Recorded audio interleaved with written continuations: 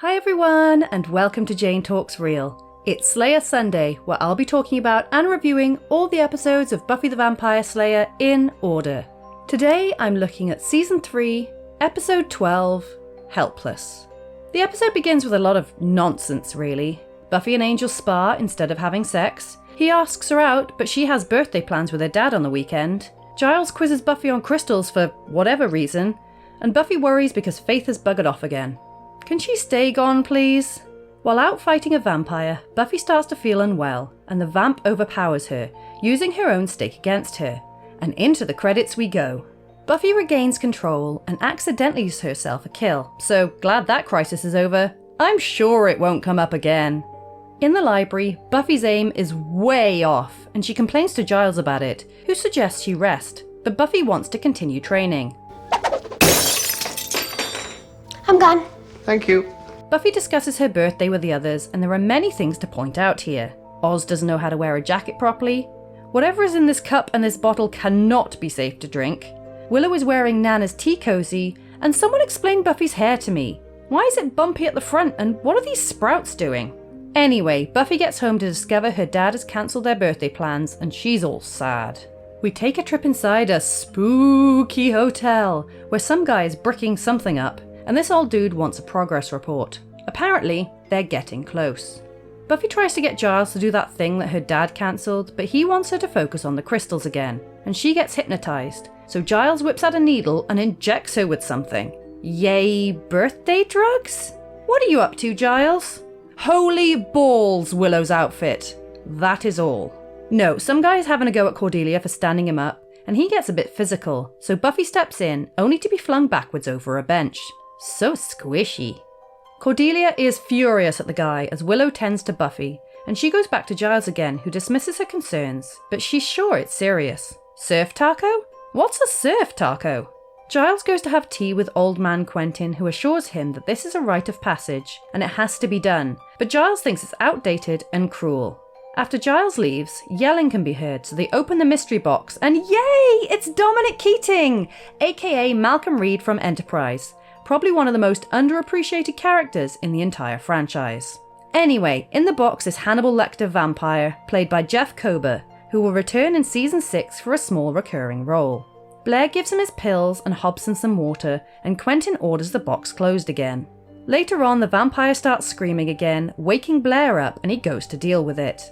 The vamp starts busting out of his restraints as Blair gets the water, and when he tries to give him the pills, the vampire claims he can't see them, so Blair edges closer.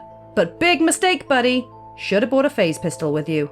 Angel gives Buffy a book for her birthday and notices how down she seems, so she admits that she's scared that she's lost her powers for good. She worries that Angel won't be interested if she's normal, but he says that he used to watch her prior to her becoming the Slayer. And no, seriously, this relationship is creepy and weird. That's beautiful. Or taken literally incredibly gross. In the creepy hotel, we get the first ever on-screen transformation, and newly sired Blair cuts Kralik free. In an interview, Keating said the vampire makeup was fine because 4 years later, he'd have to deal with this bullshit. Jeff would take that main skull cap off, and not to get too gross, but a waterfall of sweat would drench down my back. Nice. Giles pops in for a visit, and this place would make an amazing escape room, but he's concerned by the lack of people and all this damn red paint. He arms himself and finds the box empty, so follows a blood trail to find a dead arm belonging to Hobson, and Giles would very much like to throw up now, please. Buffy is walking home when she splats into Kralik, and Blair starts to chase her, so she's forced to run screaming for help, much like her character did in I Know What You Did Last Summer. Buffy is nearly hit by a car, but Giles comes to her rescue, and sorry Blair, you didn't chip in for gas, so out you go. Buffy is distraught that she couldn't defend herself, so Giles admits what he's been doing to her, and exposits about Kralik, but Buffy throws his needle box at him and yells at him for being a sneaky dick. Who are you? He tries to apologise, but she is pissed, and when Cordelia comes in, she asks her to drive her home. Joyce hears a noise, so goes to investigate, only to find Little Dead Riding Hood on her doorstep. So when Buffy gets home, she finds a ransom photo and bullshit! How is this guy in the photo with Joyce? Cameras use mirrors! Oh, to hell with it. Buffy packs a bag full of weapons, and the camera really wants you to focus on this holy water, and she gets to the hotel only to get locked in by Blair. Giles tells Quentin off for letting things get out of control and says he told Buffy everything. Interestingly, I don't give a rat's ass about the council's orders. But Quentin tells him that Buffy has gone to the test anyway, although he doesn't know why, and Giles rushes off. To hell with your cup of tea! Buffy sneaks around in the dark with a crossbow, but completely misses Blair, who attacks her. You missed! How could you miss? It was 3 feet in front of you! But with great power comes great bookcase to the face. He doesn't appreciate this heavy knowledge and grabs her, so she beats him with a lamp. At least, I think she does. I can't see shit. Kralik starts taunting her in the dark before popping out like a toothy jack-in-the-box, so she shoves a cross at him. But he's into it, and what is this face? Buffy runs and finds herself stuck with Hobson's body. This plate is not impressed. So Buffy tries to escape upstairs, but that's a dumb idea. She finds a room to hide in full of pictures of Joyce, but the decorators want to come in, so time to go, and splat into Kralik again.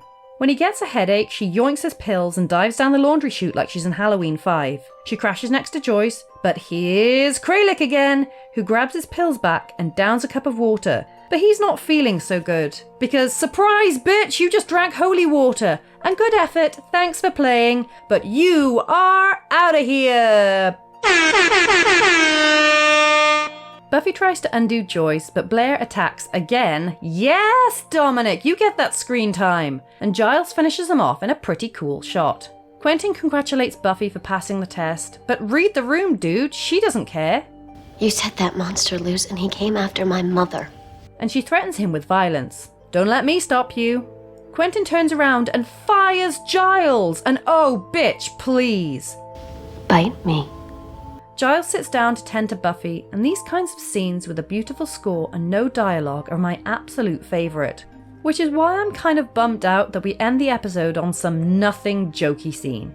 Okay, so I'm obviously loving Dominic Keating being in this, because Enterprise is my favourite Star Trek and Trip and Malcolm are my favourite characters, so I get super excited when I see him or Connor Trenier in anything. Did you know I review Star Trek episodes too? Anyway, it's a solid episode, another example of Buffy's birthday turning into a disaster, which is a running joke. But outside of the test and the prep work for it, this episode is a lot of fluff, really. There was a lot of back and forth nothing talk that felt like it was filling time. Also, while I enjoy the humour of the show, sometimes that humour is to its detriment, as it can override the emotional weight of some of the more serious scenes, such as Cordelia interrupting the argument between Buffy and Giles to crack jokes, or the end scene that detracted from Buffy and Giles' reconciliation. As far as the main story goes, it's the beginning of the Council interfering plotline that will introduce another annoying character, but it's nice to see the Slayer thing expand beyond Sunnydale, and we get to see just how off track Giles has gotten because of his bond with Buffy. The event itself was pretty cool, and I didn't mind how dark it was because it added to the atmosphere, and the way Buffy killed Kralik was frickin' genius. I just wish they hadn't focused so hard on the holy water earlier to make it more surprising. Still epic though. I've gotta say, I'm sure he's a nice person in real life, but Jeff Kober creeps me out in whatever he's in because he's always playing those kinds of characters, much the same way Brad Dourif does. And I have a serious question about the Buffyverse. How long does it take to turn into a vampire? Blair was bitten and turned while he was still on shift before Hobson even knew anything was wrong, and yet Teresa made it to the morgue before she turned in phases. And we've had loads of examples, such as Ford in Lie to Me, who've had a full-on funeral, headstone made and everything, before they turn and claw their way to the surface, so why such difference? Anyone got any thoughts on this? While you're thinking, let's get to the deaths, and we have 5. 1 human, Hobson, who was killed by Kralik and Blair, 1 transformation, Blair, sired by Kralik, and 3 vampires, the accidentally dusted by Buffy one at the beginning, Kralik, who is the only vampire to get killed by holy water, and Blair, staked by Giles. That brings our running total to 34 humans, 4 transformations, 29 vampires, and 9 demons.